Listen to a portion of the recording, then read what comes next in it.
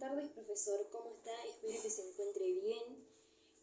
Bueno, del tema que le voy a comentar hoy, voy a exponer sobre Eggers, el capítulo número 10, que habla sobre el giro lingüístico, el fin de la historia como disciplina académica. Bueno, el texto comienza diciendo, o nos comenta explicando, la idea básica de la teoría posmoderna de la historiografía es la de negar que la escritura histórica se refiere a un pasado histórico real. Por ello, es que Roland Barthes y Hayden White afirman que la historiografía no es diferente de la ficción, y más bien una parte de ella. De acuerdo con esto, Hayden White trató de mostrar en su metahistoria la imagen histórica en la Europa del siglo XIX, 1973, mediante el ejemplo de 4 historiadores, Michelet, Tocqueville, Ranké y Borchardt, y 4 filósofos, Hegel, Marx, Nietzsche y Russell, que no hay un criterio de verdad en la narrativa histórica. Por lo tanto, argumentó que no hay una diferencia entre la escritura y la filosofía de la historia. Es decir, que cada autor, más allá de que se cuente un relato histórico, cada autor va a tener una interpretación diferente de dicho suceso histórico a la hora de contarlo o relatarlo. Bien, continuemos.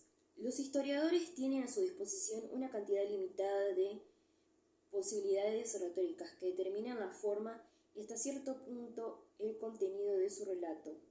De modo que, como hemos visto, las narrativas históricas son ficciones verbales cuyo contenido son inventados que descubiertos y cuyas formas tienen en común con sus contrapartidas literarias, que con las científicas. Y después dice una autora llamada Natalie Davis que reconoció con franqueza que la invención ocupaba un lugar crucial en la reconstrucción del pasado, pero insistió al mismo tiempo en que esta invención era una creación arbitraria del historiador, sino que se guiaba por las voces del pasado que nos hablaba a través de las fuentes. Otro autor, conocido como Ranke, reconoció de manera similar el papel de la imaginación en la reconstrucción de los procesos mentales de sus personalidades históricas. Hay, por lo tanto, una diferencia entre una teoría que niega la existencia de la realidad en los relatos históricos y una historiografía que es completamente consciente de la complejidad en el conocimiento del campo de la historia.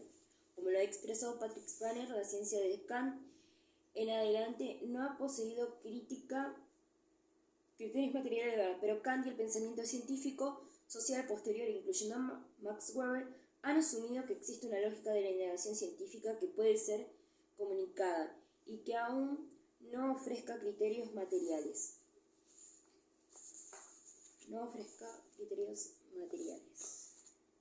Sí ofrece estándares materiales para el examen del mundo natural y humano. También buscó un lenguaje libre de toda contradicción o ambigüedad, culturalmente condicionada, capaz de comunicar tantos conceptos lógicos como los resultados de la investigación científica. Desde la perspectiva de la teoría del lenguaje, el texto no tiene referencia a una realidad externa, sino que se contiene a sí mismo. Esto es verdad, no solo el caso de los textos, sino también el de los historiógrafos. No hay diferencia entre la ficción y la verdad. Para la historiografía, esto significa un mundo sin significado, sin actores, sin humanos, sin voluntades o intenciones humanas, totalmente carente de coherencia. Por lo tanto, si ha de escribirse historia en el futuro, esta debe asumir formas completamente diferentes. Para finalizar, el análisis lingüístico ha probado ser una herramienta complementaria útil para los estudios de historia política y social y cultural. No obstante, en general, aun cuando los historiadores de lo que